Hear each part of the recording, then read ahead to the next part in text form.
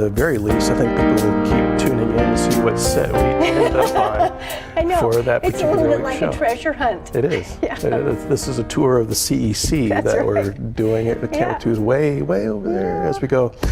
Hi, this is Talking Point Live. We're coming to you from the studios of the Community Education Channel, live, of course, here on the campus of Dixie State University. And my name is Eric Young. I'm Jennifer Kohler, and today it's September 5. It right? is. So I didn't. Wednesday, I yeah. didn't stamp our last show to give That's us right. some Well, reference last for show that. was the week before September 5. And why are we doing that? Right. Why are we doing that? Yes. Well, I don't know. Context is everything, right? Well, good point. Context is everything, and that's true because it's September 5, and yesterday was Brett Kavanaugh's first hearing for the Senate Judiciary Committee, and that was an interesting event. So you want to talk about that a little bit today? Let's do, and then Okay. you said you had some things on your mind too. So you kick us off. You start us off because Well, that's some the stuff you hearing wanna was say. pretty fascinating there. Again, the whole point of the show, what it is that we're trying to do here is maybe do a little bit of a rhetorical analysis, and that's kind of an academic term for what do things mean? What do behaviors mean, and the types of communication that we see going on? That's what Jen and I teach here at Dixie State University, both in media studies and in human communication. We're hoping maybe to bring a different perspective to what's going on, not exclusively my perspective or Jen's perspective, but maybe to open up a little bit for you to have a deeper maybe understanding, or I'm not sure deep is the word to use on But like the you say, hearing a different yesterday. perspective. Sometimes you see things that when other people see them a little differently, and then it allows a better understanding, really. Yeah, the impetus of the show really was that there was a producer that heard Jen and I talking and arguing about something, and they said, "Oh, that would make a good show," because we were perceived as being kind of diametrically opposed. Right. You being conservative and me being liberal. Only to find out after these 4 years that we've been doing the show that we've crossed over, that we find common ground often, more often than I think what people would like us to be able to find. And you know, just on that point, that harkens back to, I think, something that Joe Biden said in the eulogy at the funeral for John McCain was, I believe he was the one that mentioned the trust that they had amongst one another. And basically, I think it was him that kept saying, at the end of the day, we knew we were on the same team. And the reason you and I can disagree with each other sometimes, or find common ground and agree with each other sometimes, is that we trust each other and respect each other. And so because we have that trust and respect, we can go all over the place with disagreements, possibly, right? But I think that's one thing that I really took away from Joe Biden's message was the trust and respect that was among those certain people in the Senate. But if we respond with our collective dukes up, though, it's an indication that trust and respect might not exist. So I'm gonna springboard off what you talked about there with Joe Biden and get into Meghan McCain's eulogy of her father, John McCain, Senator John McCain, at his funeral last weekend. I was touched by the whole thing. In fact, I am emotional even thinking about it. But my wife and I were sitting there eating breakfast, and as I listened to her, when she talked about we don't need to make America great again, it was already great. John McCain's America, as she kind of contextualizes that there. I turned to Mindy and I said, did she just really say that eulogizing? And she gets a little even more poignant there in terms of the kind of character that is contrasted with John McCain. Never calls out the current administration, she by name. She does it pretty deftly, as well as President Barack Obama did the same thing in the last couple of lines of his speech there as well. And yet the flames burned anyway. The responses that came out from supporters and the base of Donald John Trump and that, which is funny because not too long ago they were calling everybody else snowflakes, who couldn't take what was going on from the and I hate to say conservative side because I don't think that's representative of the conservative side, but from the Trump base side, I guess, coming back at the progressives or the liberals, as the case might be. So you have a tolerance or a attraction to it, maybe, I don't know. I didn't see any of the reaction from the Trump base to those speeches. What do you mean I have a tolerance or an attraction to it? Well, you always seem to know what the fringe is thinking or saying or doing. I mean, I don't know and you do, so you must be watching or listening to something I'm not listening to. Tell me, let's just divert one split second. So Sure. where did you hear the Trump base reaction? NPR. On NPR. Yeah. Oh, okay. Yeah. Well, okay, so. And then I went to validate it. Okay. And so I started looking at other sources that are out there too. Okay. And I'm not sure if I want to admit to what those sources would have been. Oh, really? that Now I even you have participated to. with that. Now you have No, to. no. I go through and see. Okay, so what does the far right press have to say about that? If NPR goes through and says, well, there's this backlash from Trump supporters or from the White House about what Meghan McCain said about her dad in a memorial service. Right. And to me, the context of that ought to indicate it's hands off. No kidding. Just like Ivanka Trump at the Olympics. Well, I think your question, Ivanka's saying to the interviewer, is inappropriate for you to ask that question of a daughter about her father. Remember? Right. Yeah, I do. Right. Yeah. She claimed daughter's privilege. Okay. But somehow Meghan McCain at her father's funeral does not get daughter's privilege. I see what you're saying. Right. Okay. Now, two entirely different contexts, because yes, there but is still daughter's privilege. something rhetorically sacred, right, about the funeral, and I think we're arguing the same point here. Right. That her speech, and she's not the public figure that Ivanka Trump is. No, she's also not either a public paid or unpaid volunteer public official. Exactly.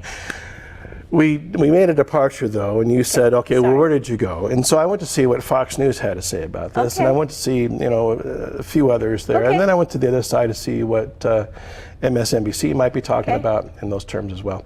And I just thought it was interesting that, they're accusing Macon for politicizing what's going on.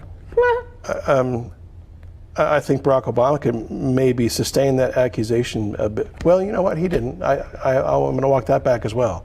Because what he talked about is the current climate of fear in this administration, which ironically is the name of Bob Woodward's new book coming out on the 11th of September. Pre-order. Do you? Yeah, I need to go through and order it as well. Comes out on September 11th. That whole thing is nuts as well. Have you heard the telephone recording between Bob Woodward and Donald Trump? Yes, that was interesting. It's so interesting, and it fits in with Omarosa's book too, when she's telling all about how it's working in the White House. It really is beginning to gel as a picture. And I haven't read the Woodward book yet, but I'll bet it's going to corroborate this idea of paranoia and managing a president who doesn't get it. So the common response that I keep hearing from that, from pundits, from reporters, journalists talking to these authors is, are you telling us anything new?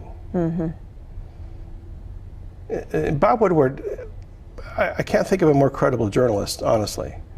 I've been a fan of his work and studied his work coming out of the whole Watergate years and in his career since then. Even Trump himself in the phone call to Bob Woodward says, well, you're the most credible guy that's out there. And then this morning he's saying there's no credibility to him whatsoever. And again, we shouldn't be surprised by that. I think we can be amused by that, but it shouldn't come as no surprise. But the underscoring or the repeating theme that I'm hearing as people talk about these tell-all books is, so what are you telling us that we don't already know? Here's the thing. I think it's a hard truth. It's a very hard truth for me as an American citizen to accept the fact that the leader of my country is maybe not fit for the office. It's a very hard truth. So for me and maybe other people, we need to have that truth told to us from a variety of people, from a variety of points of view and backgrounds and contexts. I think some of us need to hear that message multiple times before we really can accept that that's the reality that we have, because it's a very unpalatable reality. Because of the inherent respect for the office? Because of the danger. And yes, respect for the office, but also the risk, the risk that it entails. I mean, our relationships with other countries and within our own borders. I mean, that guy has the nuclear launch codes. I mean, it's just very discouraging to think that that's what we did as Americans. We collectively as Americans, that's what we chose. And it seems to be trickling down now. Not seems, it's trickling down now. Woodward, I think, uses the word craziness. There's this lunacy that's prevailing. As I was riding my motorcycle down from Banfield yesterday, I was listening to the first part of the hearings, the Kavanaugh Congressional Committee hearings on that. The Senate Judiciary. The Judiciary Committee. Yeah. Thank you. And a number of things that are going on. We had the protests that were happening within that. If you want to address that, that'd be great, and talk about the kind of the theme that they introduced with that protest that was going on. But then the Democrats trying to shut down the hearing, or at least have it adjourned, so they could study the 42,000 pages of documents that they had received at 11 o'clock the night previous to the hearing, so then they could have the adequate questions to come back and go through and do you really think that was do this. a real, genuine, valid objection? Do you think reading that material is going to change anybody's mind about Brett Kavanaugh? I don't know. We won't know until we know what's contained in that material. You're right. So there's the principle of having access to it in a timely manner. Well, the ethics of dumping 42,000 pages, if that happened at a regular jury trial, it would have been suspended, so they can consider all the evidence and what's happening. And the Republicans come back and say, well, we didn't look at all the documentation for Sotomayor. Yeah, they did, actually. They looked at about 99% of all of the documentation that was out there for the last two female Supreme Court nominees who were then sustained with that.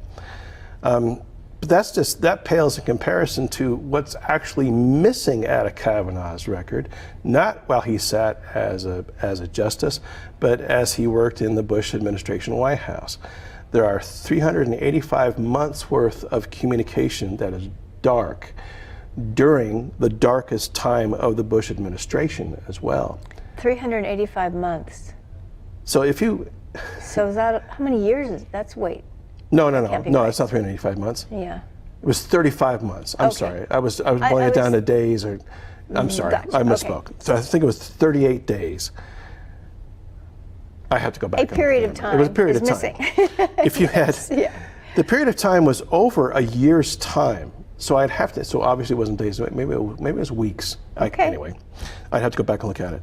My point being, if you or I tried to apply for a position and we had that kind of a hole in our resume where we couldn't account for the time, especially in the auspices of power, we wouldn't be getting the job. Or we would have to come up with a pretty substantial justification of what we were doing with that time that is not on record. And yet that's what we're dealing with. And that's the Democrats who are trying to go through and adjourn that initial hearing yesterday and have more time to review not only the 42,000 pages worth of documents. Now I have to caveat this. One came out and said that means that's 7,000 pages an hour that we would have to read. Now, nobody believes that they're actually reading this stuff. And heaven forbid, I feel bad for all the interns in Washington, D.C. right now, because that's all they're doing is they're thumbing through page after page after page of 200, 300 pages worth, Then they're putting together an executive summary to go back then to their attorney, who can then go through and brief the Democratic senators involved in this hearing and an investigation. So it's possible, and it's been done before. However, it stinks. Right, so there's a bunch of issues. There's the issue of the ethical process, the vetting process, and the ethical delivery of the materials that they need. Number two, I don't think any of those senators are going to change their mind after the third thing that I was listening to was of the 4 shortlist candidates that President Trump put forward, Kavanaugh might be the least conservative. He might be the best deal for the Democrats, and also then separate from that best deal idea is that what's the big worry? Is it abortion rights or is it Kavanaugh's writings on we should not indict or prosecute a sitting president? Those are the 2 big issues. And And that was what the protest was about. Right, there was the one protest about abortion rights, right? And that's why we had, and because I thought of my students in my Voice and Civility and Public Discourse class, because we're talking about how to get your voice heard, how to make your point effectively, and register your feelings as a citizen. And I thought the nonverbal communication of the women, I'm assuming, dressed up like Margaret Atwood characters from A Handmaid's Tale, was a very powerful nonverbal. That's what because I was listening, I didn't see it. So they had the bonnet, the red, the white hoods, like cape, and there was a line of them standing there. And as far as I know, and I haven't watched the live proceedings, but I did see a couple of images. So I don't know if they were completely quiet and it was all nonverbal, but it was a powerful nonverbal message. Well, what I heard was there was a lot of yelling, a lot of noise in the background, and one Democratic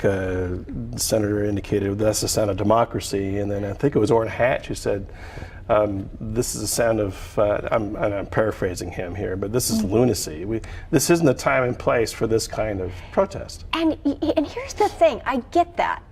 They're used to the previous confirmation hearings were rather boring, ritualized.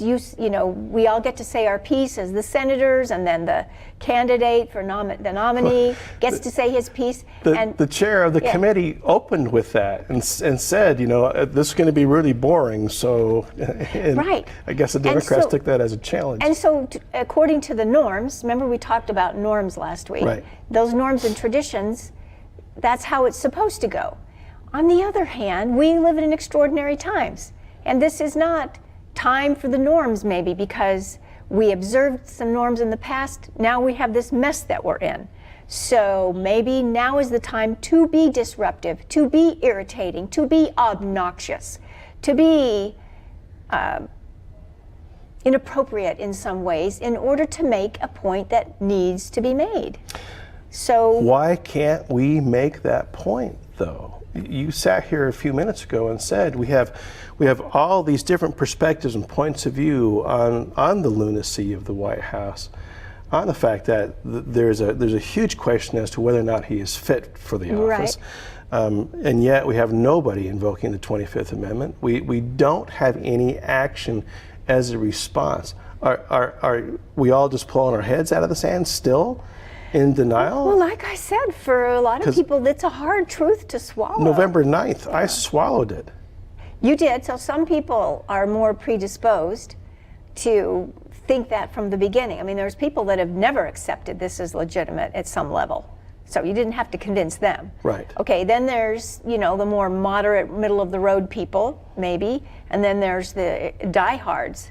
So maybe the diehards will never, no matter what happens, accept that this was a mess and that we're having a dilemma.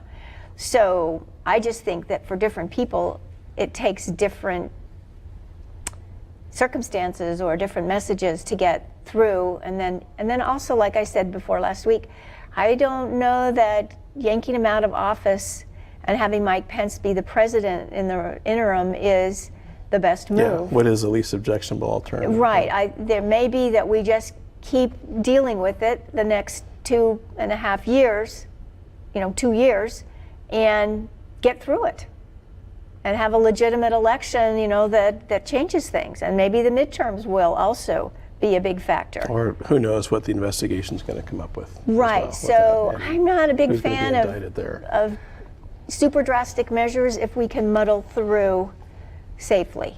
You'd rather have another 2.5 years of what we've already trudged through as opposed to a total upending of the monopoly board and we're going to call it do-over. And that's probably my conservative nature to a certain degree. I think we let our institutions and our patriots and people that have power and knowledge, let them do their jobs, as much as possible. And elect people in the midterms too that will bolster that. Right. Well, so that would be my generic kind of reaction to how to proceed. So I'm going to use your midterm as a segue to the other point. And I'm blindsiding you on this, so go ahead. Forgive me. But it has to do with Proposition 2, which is the legalization of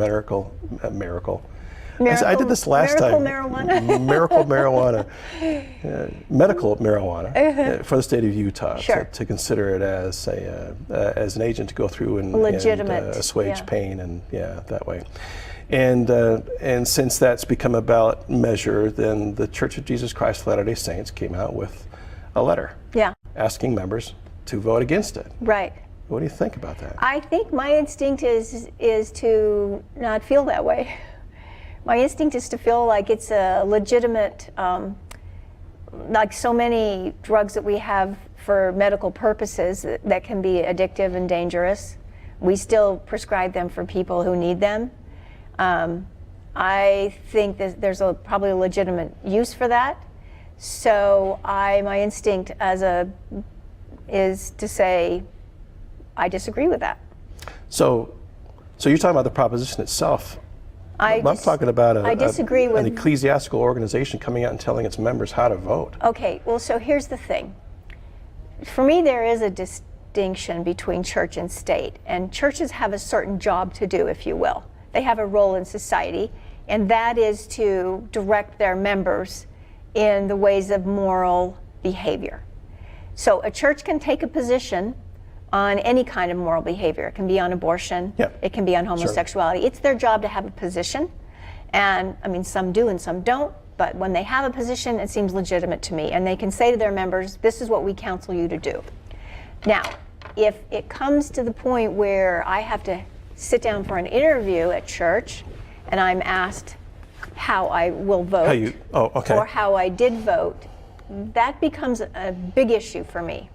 Okay, I'm going to vote the way I'm going to vote, and it's my business how I do it. So I don't mind my church giving me counsel on it, but I feel perfectly free to make my own judgment. So it'd be okay for them to go through and say, here's how we stand. Here's how, who's the we? We being the leadership, the presidency, the leadership of the church, who goes through and says, we're against this. And we just want to let you know that, as opposed to, we want you to jump on board of our position. And also, I guess I should study it because now it's becoming an issue, and I guess I would want to read an explanation and see if there's something in the reasoning and logic that I resonate with, because maybe I'm not well enough informed on it. So I'm open to the idea of getting some more information.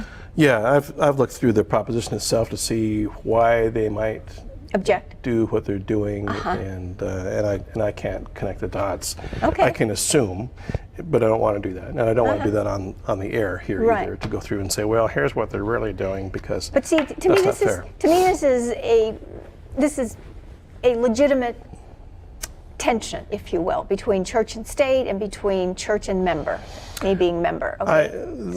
The rub for me is that there seems to be an interjection of some kind of a moral equivalency happening here with using medical marijuana to take care of yourself, as if that is somehow. I don't see it as absolutely automatically moral. Like, for example, the word of wisdom doesn't come across to me like a moral prescriptive. It's more like a health and well-being. But we all know that it's been turned into a moral prescriptive. A joke I heard the other day is the reason why the church is dragging their feet on medical marijuana is because it's a gateway drug to coffee. Okay, well, yeah. I mean, there are people who judge people because they're drinking a cup of coffee. Well, that's people.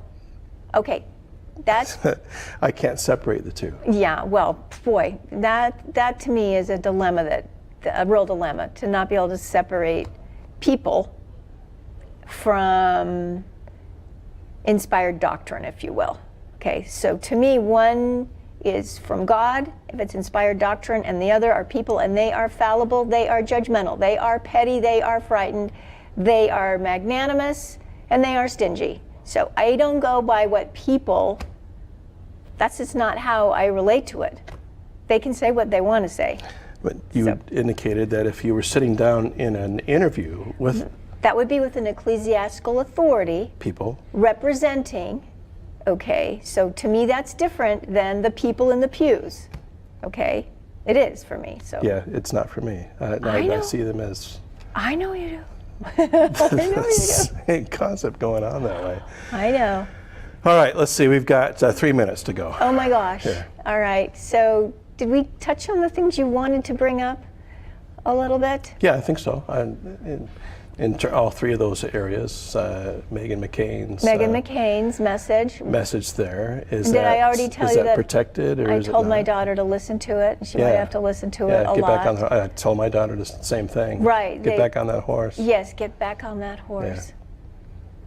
And really, we could say that to ourselves as a nation, as voters, as citizens, as neighbors, as families. You get knocked off, get back on the horse. Well, it's an old tale, but it's interesting how renewed it became with her accounting of that. It was very powerful. Yeah. Yeah, it's a great message. And then Joe Biden's message about trust and respect, I thought, was very powerful. Yeah, that was illustrated somewhat. We had an inkling of some kind of crossing of the aisle, and I think it was during the swearing in of Donald Trump in office when George W. Bush and Michelle Obama were sitting next to each other, and there was this obvious camaraderie going on. And then we have during Joe Lieberman's speech at John McCain's funeral, we see off of a shot of a camera on the audience, we watch President W. slip Michelle a piece of candy, within that. And I have my reservations still with George W. and studying what happened over that, but I couldn't help but be heartwarmed over that. You know, I know we're running out of time, but I want to say, maybe we can go over a minute if we have to, but I want to say when George W. Bush was talking about John McCain hammering him when he was the president, and then he said, John McCain reminded us oftentimes that behavior was not worthy of